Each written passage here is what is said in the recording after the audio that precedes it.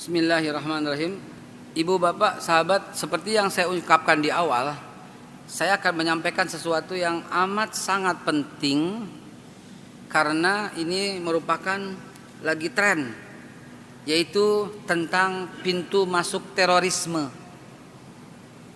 Sebegitu pentingnya saya live kan, belum pernah saya live dan nggak bisa memang, ini ternyata sambil coba-coba ternyata live bisa, walaupun ini masih checking connection terus. Saya live kan betul-betul untuk apa? Untuk saking pentingnya agar tidak terjadi fitnah di antara kita. Baik, saya ucap salam dulu. Assalamualaikum warahmatullahi wabarakatuh. Alhamdulillah rabbil alamin. Allahumma sholli ala sayyidina Muhammad wa ala ali sayyidina Muhammad. Setiap ada pengeboman, setiap ada terorisme, setiap ada penyerangan, maka tidak lain tidak bukan sering sekali kita mendengar orang-orang yang munafik, yang penyakit hatinya udah fatal, yang udah error penyakit hatinya, selalu yang dituduhkan itu Islam atau ada hubungannya dengan umat Islam. Bahaya. Ini sangat bahaya. Izinkan saya menyampaikan dari intisari sejarah Islam. Karena saya khusus di bagian sejarah, saya sampaikan dari sisi sejarah. Pertama, Rasulullah Shallallahu Alaihi Wasallam pada waktu itu minoritas, dihabisi oleh kafir Quraisy yang mayoritas. Perhatikan. Namun setelah Rasulullah Shallallahu Alaihi Wasallam hijrah dari Mekah ke Madinah dan orang berbondong-bondong masuk Islam, dan Islam sudah siap kembali ke Mekah dari Madinah yang udah menjadi mayoritas kembali ke Mekah, apa yang Nabi suruh? Habisi mereka? Tidak. Bakar mereka? Tidak. Balas mereka? Tidak. Usir mereka? Tidak. Yang Nabi lakukan, barang siapa mengganggu mereka sama dengan menggangguku. Jelas Bapak Ibu, dalam Islam walaupun Nabi pada waktu itu sudah menjadi mayoritas, maka yang dilakukan adalah barang siapa mengganggu mereka sama dengan menggangguku. Artinya haram umat Islam mengganggu orang. Apalagi yang Nabi khususkan, barang siapa mengganggu mereka itu non muslim. Itu non muslim, kafir Quraisy. Dan di antara mereka ada yang beragama Yahudi, Nasrani, Majusi dan sebagainya. Bayangkan. Jadi kalau mereka berdalih bom bunuh diri itu untuk jihad, untuk apa? Suruh belajar lagi yang lebih banyak tentang sejarah Islam. Dua, di masa Umar bin Khattab, jadi saya bawa ke periode ya Bapak Ibu sekalian. Dua, di masa Umar bin Khattab, tadi Rasulullah hijrah ya 600 ya 28 29 begitu ya, atau hijrahnya ya 632 dikurang ya segitulah kurang lebih. Umar bin Khattab 646. Apa kata Umar bin Khattab? Ketika Umar bin Khattab menaklukkan Yerusalem, yang sebelumnya di Yerusalem Paus ya namanya Paus bukan Paus Urbanus, tapi bukan Paus lah namanya ya, seorang pendeta lah namanya Sopranios. Itu sebelumnya membunuh umat Islam yang ada di Yerusalem, dan Masjidil Aqsa dijadikan gereja. Oke, paham situasinya? Umat Islam habis diusir, yang nggak mau dibunuh, Masjidil Aqsa dijadikan gereja oleh Sopranios. 646 Umar bin Khattab datang, balas enggak, usir enggak, bunuh apalagi tidak. Apa yang Umar bin Khattab lakukan jamaah sekalian melakukan Allah?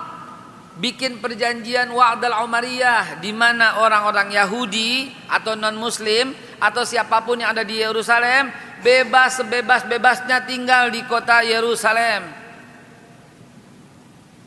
Wahai orang yang suka melakukan pengeboman, tolong dengerin ini. Wahai orang yang terlibat pikirannya dengan ngatain pemerintah togut, dengerin ini. Wahai orang yang senantiasa menjadikan orang yang tidak sepaham denganmu menjadikan musuh-musuh, dengarkan ini.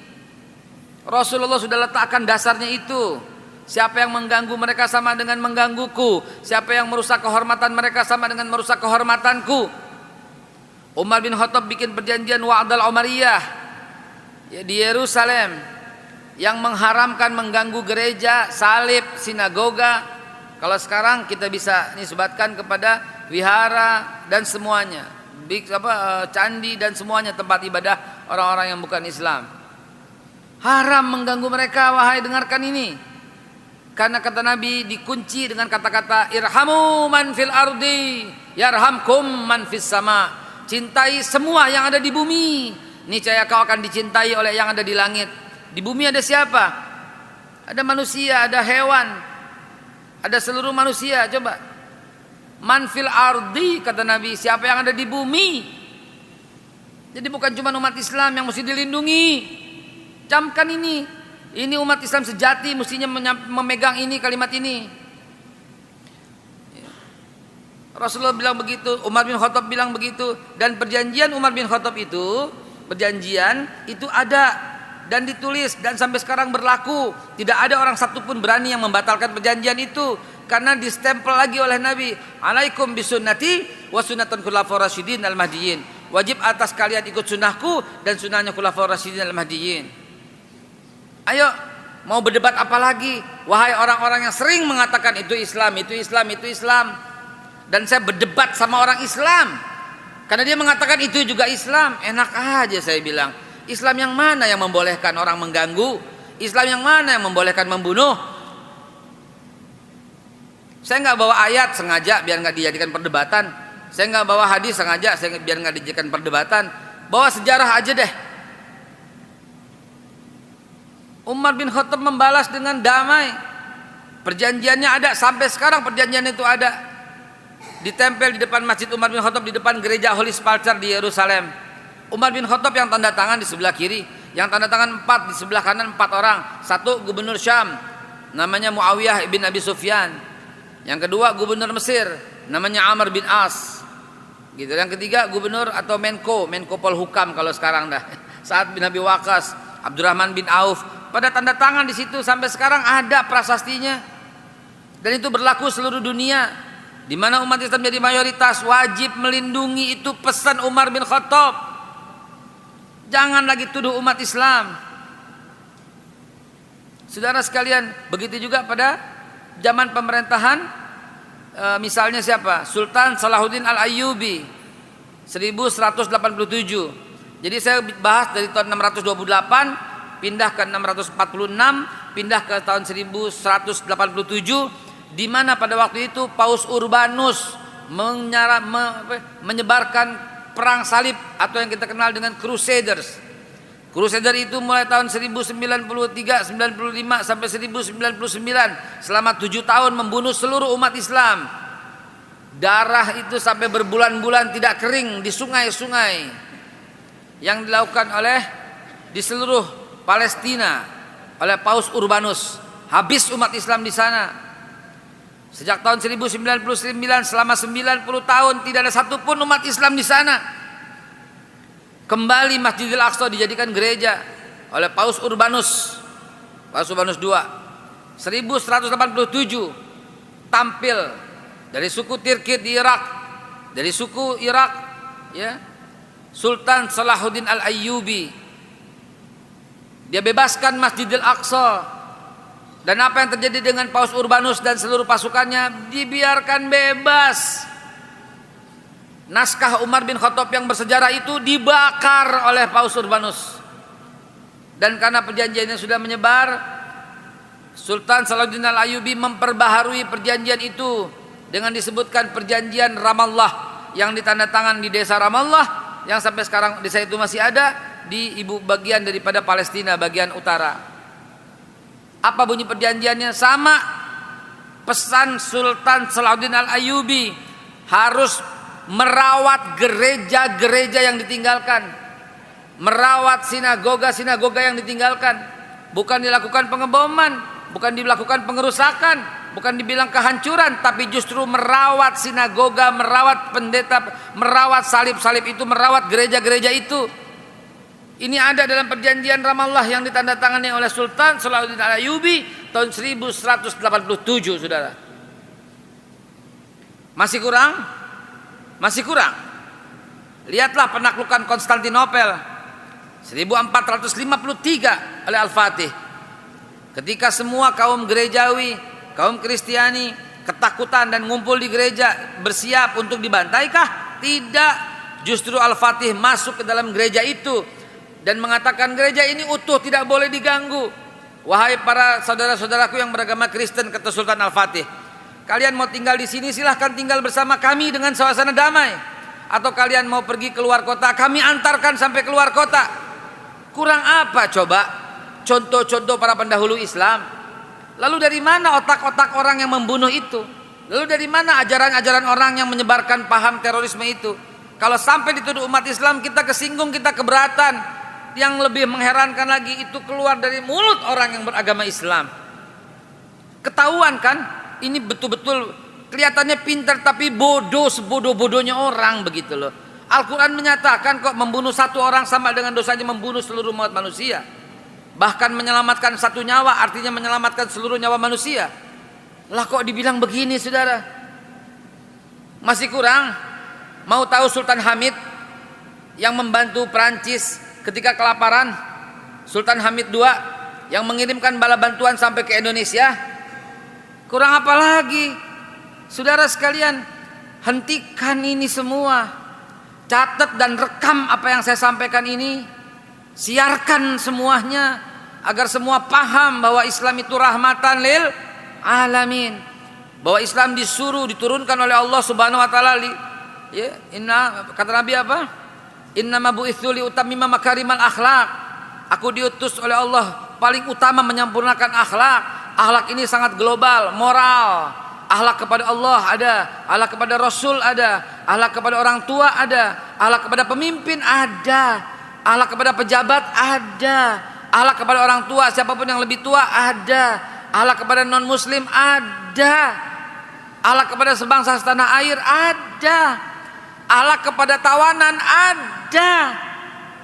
Ini orang habis perang kalah ditawan, kata Nabi apaan? Beri mereka makan sebagaimana kalian makan, beri mereka pakaian sebagaimana kalian berpakaian.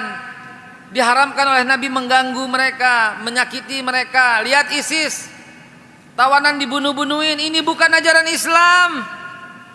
Entah dari mana mereka dapat ajaran seperti itu. Udah dibunuh, dipotong lehernya, difilmin, diviralin lagi. Maka kita curiga, ini siapa yang lakukan ini, saudara? Waktunya kita hari ini jangan takut-takut, sebarkan kedamaian, sebarkan persatuan dalam Islam. Sebarkan ini semua. Saya tidak banyak berkata-kata, cukup. Insya Allah kita buka dengan forum tanya jawab. Cakep? Cakep? Intinya udah dapat? Intinya udah dapat. Begitulah Islam mengajarkan. Saya udah bawa dari tahun 628, 646, 1187, 1453, 1529 sampai 1712 saya udah baca semua. Saya udah bawakan semua itu. Kurang apa lagi? Ya mengkaji Islam mesti dengan Quran, dengan hadis, dengan sahabat-sahabat Nabi, dengan tabi'in, dengan tabi'it tabi'in, dengan tabi'it tabi'in. Jadi jelas dari urutannya Quran. Kalau orang sekarang terlalu banyak distorsi dan pemikiran-pemikiran, terlalu banyak kepentingan-kepentingan, akhirnya membuyarkan ajaran Islam itu sendiri, saudaraku sekalian yang dimuliakan Allah. Cukup, saya berjanji 15 menit, saya juga berjanji 15 menit. Cakep dah. Min, saya minta dapat video ini, gimana caranya? Gua kirim. Itu DM-nya di itu ya. Kenapa zaman Soeharto nggak kayak gini ya, Be? Iya itu dia kenapa. Dari mana nih?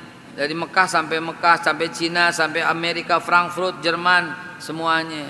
Alhamdulillahirabbil alamin.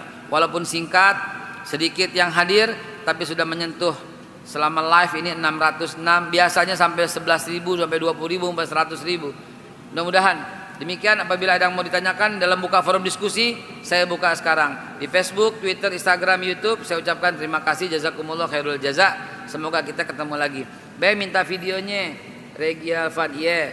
Be ngundang gimana caranya? Ngundang aja, telepon DM. Sehat terus Be, iya.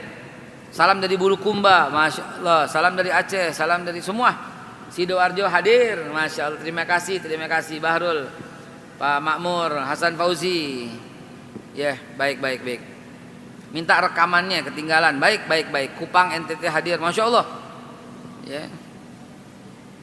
Masya Allah, dari Mekah juga hadir. Terima kasih. Assalamualaikum warahmatullahi wabarakatuh. Untuk teman-teman di sosial media. Silahkan yang di forum kalau mau bertanya jawab. Saya pamit dulu teman-teman. Saya jawab bentar ya, saya buka. Assalamualaikum.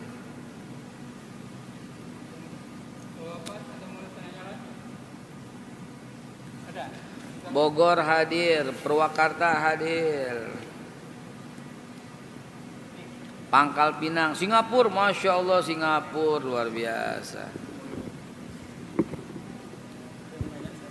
Fadl silahkan. Assalamualaikum warahmatullahi wabarakatuh. Waalaikumsalam warahmatullahi wabarakatuh. Yang saya mau tanyakan Pak Ustadz ya. Naam. Itu kan di Al-Quran sudah ada tuh. Tapi ayatnya saya lupa itu. Yang berbunyi gini. Orang Yahudi dan Nasrani sampai kapanpun, sampai hari kiamat tidak akan senang pada umat Islam. Sampai umat Islam tersebut mengikuti apa kemauan mereka. Di sini kita kan bisa pahami ayat tersebut. Walau bagaimanapun umat Islam berbuat baik, mereka menganggap curiga terus dan mendiskreditkan Islam karena hati mereka itu sudah dikunci sama Allah gitu kan. Bagaimana umat Islam untuk mengatasi kejahatan-kejahatan Yahudi dan Nasrani tersebut maupun orang-orang munafik? Bagaimana caranya supaya jangan umat Islam ini setiap ada kejadian pasti disudutkan terus gitu? Dengan cara apakah? Apa cara politik, ekonomi, teknologi, atau dengan cara-cara yang lain Pak? Itu yang saya pikir untuk ditingkatkan. Bagaimana menurut Pak Ustadz? Assalamualaikum warahmatullahi wabarakatuh. Waalaikumsalam. Ini masih terus nih dari Korea, dari Tangerang, Masya Allah dari Korea. Ana Mila juga ikut hadir dari Tangerang, Yuli. Semua nih dari Kedaung, Pamulang, Tangerang, Bekasi, ya, Kampung Gedong, tetangga saya ini ya. Taklim di yayasan, oh iya, taraweh. Ini mau nanya Pak, mau nanya lagi? Lagi silakan, ntar sekalian.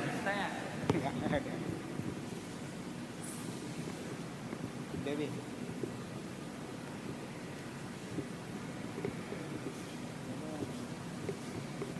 Ini apa dari kita perang ini? Silakan. Ustaz tolong dibantu.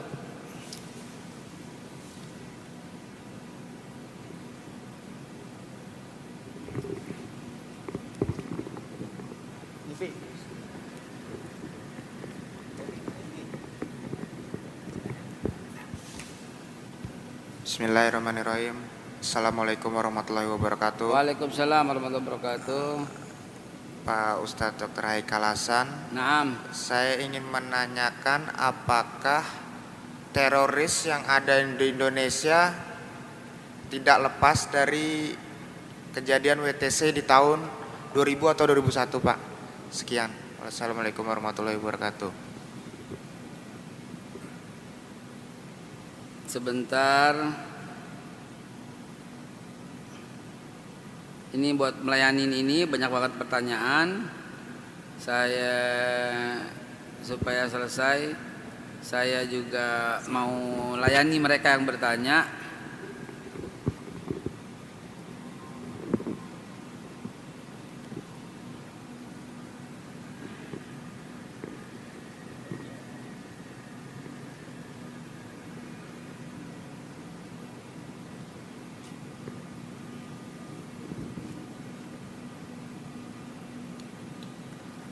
Baik. Pertama, betul Pak, betul. Walan tarda ankal yahud walan nasara hatta tattabi'a millatahum. Al-Baqarah 120. Di situ digunakan walan tarda, walan lan la abadan. La tidak yang selama-lamanya, enggak. Walan tarda ankal yahud orang Yahudi. Walan nasara, lan nasara bukan lan itu. Lan nasara wa lam alif wala an nasara alif lam nun tasdid al an walan nasara, tapi tidak juga Nasrani. Yang tidak akan senang kepada kamu selama-lamanya abadi itu Yahudi, sedangkan Nasrani ada yang baik ada yang kagak. Catat perbedaannya tuh. Allah membedakan yang dilaknat selama-lamanya laknatullah alal Yahud, tidak Nasara. Jadi orang Yahudi emang beda karakternya. Emang beda karakternya kayak begitu. Quran menyikapinya dan kita juga menyikapi sebagaimana Quran menyikapi. Tapi itu bukan alasan legitimasi untuk membalas mereka. Bukan alasan legitimasi untuk membalas mereka. Kan dalilnya jangan sampai kita benci dengan satu kaum sampai kita tidak berbuat adil, begitu kan? Nah, jadi tetap adil. Kalau mereka menyerang kita pakai Facebook, kita nyerang mereka pakai Facebook. Kalau mereka menyerang kita pakai Twitter, kita nyerang mereka pakai Twitter. Kalau mereka menyerang kita pakai batu, kita nyerang pakai batu. Itu adil. Gitu. Di Indonesia mereka nggak nyerang, mereka menyerang kita dengan ekonomi. Salah lo sendiri, kenapa beli produk dia? Paham ya Pak ya? Kita bukan nyerang, malah ngebantu gedein mereka. Teliti dong, teliti. Tapi kagak ada lagi Ustadz, produknya cuman ini doang. Ya barang kalau begitu ya kagak ada masalah, karena kita harus menggunakan handphone ini. Handphone ini mereka Samsung, Oppo, Redmi gitu loh. Kita terpaksa beli karena kita untuk menyebarkan. Jangan dibilang itu kan produk kafir. La ilaha illallah, lah kagak apa-apa. Karena kita nggak punya produk substitusi. Pak, kalau di handphone mereknya Ar-Rahmah saya beli Pak. Ya kan nggak ada mereknya Ar-Rahmah. Ya, mereknya handphone An-Nur kagak ada. Adanya masjid An-Nur gitu kan. Jadi karena kagak ada kita pakai begitu. Kita juga pakai pesawat Boeing, punya siapa? Punya Amerika, sahamnya punya orang negara Yahudi juga misalnya gitu ya, Airbus. Kita pakai buat berangkat haji. Terus kalau nggak pakai bagaimana? Mau naik onta? Nggak bisa juga kan? Nah jadi kayak begitu. Selama kita bisa substitusi, nah iya, air minum, masa pakai produk orang kafir juga? Umat Islam punya banyak produk. Ajwa, Pulau Air, apa lagi? Uvia, apa lagi? Santri banyak gitu. Tas Tanah Abang Blok A ngebadak tas ini. Blok A ya? Blok B ya? Lantai 5 apa 6. Tadi lewat situ soalnya. Tas dompet kulit. Wah, Tanah Abang. Ngapain? Ya, yang sama kualitasnya luar biasa. Ngapain ke mall yang satu dompet doang tuh harganya 5 juta, 6 juta. Apa nggak sayang? Kualitasnya sama Tanah Abang. Tanah Abang cuma tadi saya lihat cuma 180.000. Tadi ada Pak Lubis, mana Pak Lubis? Pak Lubis. Lubis mana Lubis? Lubis. Dia agen tuh. Hampir saya kira apa namanya? Novel Baswedan di belakang itu. Hah? Udah banyak belum yang bilang ente ke Novel Baswedan? Ntar wawancara ya Pak Novel Baswedan ya. Ya. Pak Novel Baswedan ntar wawancara sama saya di mari ya. Begitu ya Pak ya? Jelas ya? Jelas? Jadi kalau ngelawan pun harus adil, apa yang dia lakukan itu yang kita lakukan. Nggak boleh melebihi batas. Gitu.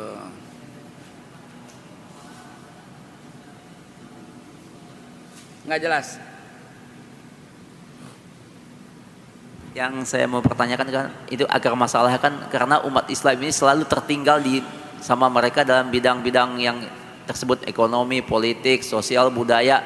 Nah, jadi dengan begitu kalau kita maju sedikit aja mereka sudah curiga dan mencari cara-cara untuk melemahkan dan ini. Terus bagaimana cara maksudnya umat Islam ini supaya lebih maju daripada mereka? Baik. Nah, itu tidak aja. tertinggal Pak, tidak tertinggal. Cuman kita banyak dijadiin budak. Tertinggal dari mana? Emas. Yang paling banyak kita yang punya Pak di Freeport. Diambil sama mereka. Kita jadi budak. Ayo ekonomi. Kuatan kita Pak. Minyak kita berapa? 97 miliar barel Pak. Ikan kita 6.300 triliun Pak per tahun. Tapi dirampok. Gitu. Potensinya udah ada semua. Cuma kita belum pernah dapat pemimpin yang kuat, yang hebat. Belum pernah dapat. Belum pernah dapat anggota DPR RI yang betul-betul memperjuangkan 100% hidupnya, nyawanya, jiwa raganya untuk umat bangsa ini. Belum dapat. Belum dapat. Gitu loh. Pak Jokowi bilang apa? Stop impor, stop impor, stop impor.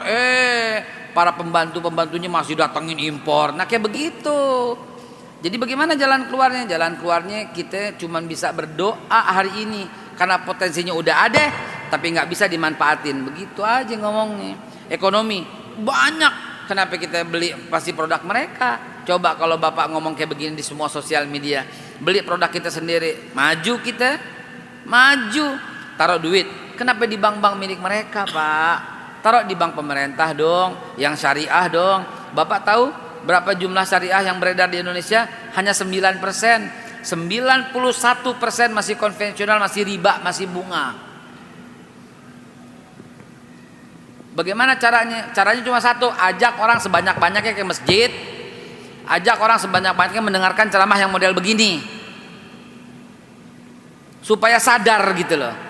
Jangan lagi di mimbar ngomongnya wudhu lagi, wudhu di pesantren wudhu.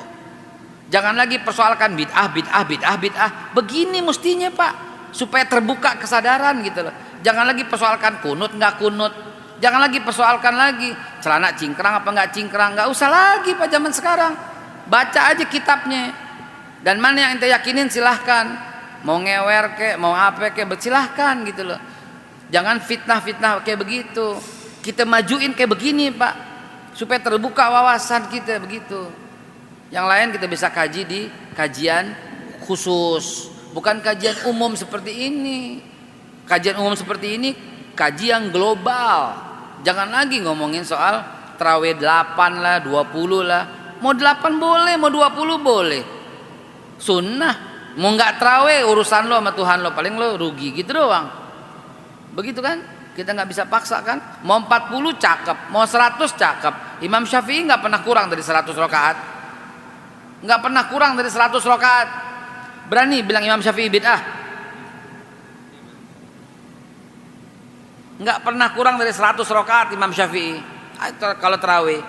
Karena nggak dibatasin, Pak, boleh. Madinah 36, Mekah 20. Kita pilih 8. Kalau ada masjid yang 4 rakaat, kita pilih 4 kali begitu kali ya. Jangan dong, ya. Gimana, Pak? Ada hubungannya nggak? Mana gue tahu, emang gue teroris?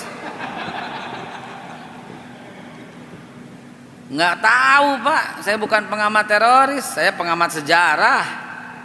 Saya pengamat sejarah dan saya tulis apa yang saya amati di sejarah yang saya tulis ini. Makanya ini jadi acuan, pegangan. Ya, sejarah Islam saya tulis nih. Jilid 2 judulnya meluruskan sejarah dari zaman Nabi Ibrahim sampai zaman sekarang gitu. Itu khususan bagian saya. Ya. Dalam Al-Quran pun saya terbitin Al-Quran sendiri nih. Kenapa Al-Quran saya terbitin sendiri begini? Agar semua orang lebih paham dengan Al-Quran.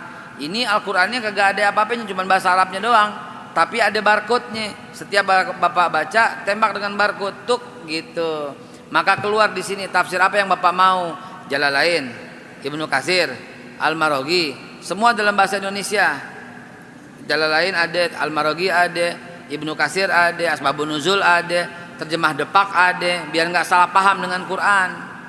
Udah disiapin semua, Ji, udah disiapin semua. Tinggal mau apa nggak mau doang. Udah disiapin semua. Tinggal pelit apa nggak pelit doang. Duit yang ada di kantong buat makan melulu, buat gegarasan melulu, buat mewah-mewahan melulu, atau buat mengisi dengan ilmu pengetahuan, itu doang. Udah disiapin semua. Begitu. Hadanallahu wa iyyakum ajmain. Terima kasih atas segala perhatian. Mohon maaf atas segala kekurangan. Usikum di luar ya. Usikum wa nafsi bitaqwallah. Silahkan tuh minat, tolong ada di luar, silahkan untuk antum ya. Nggak ada pertanyaan lagi, tutup. Nggak ada lagi, tutup. Sengaja saya biasain tutup sebelum waktunya agar ada ngobrol, foto barangkali ya. Makan sembahyang sunnah ba'diyah, tafadhal. Wallahu muwaffiq ila aqwamit thoriq, billahi taufiq wal hidayah, walafu minkum, wassalamualaikum warahmatullahi wabarakatuh.